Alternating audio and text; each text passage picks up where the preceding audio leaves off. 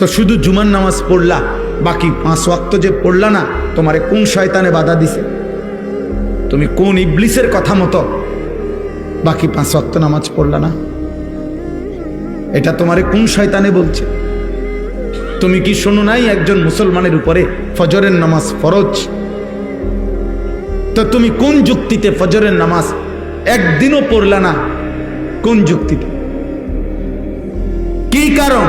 কোন ইবলিস তোমারে বুঝাইলো যে টাকা 10,000-এর জায়গায় 20,000 দিয়ে দেন,